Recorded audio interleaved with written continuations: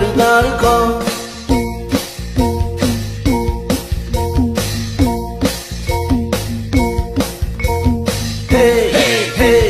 အောင်စီလူကွက်ကြသည်သာအောင်စီလူကွက်ကြသည်သာ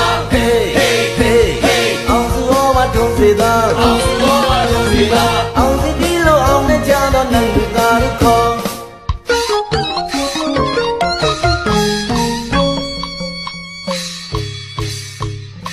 အောင်ပါစေသော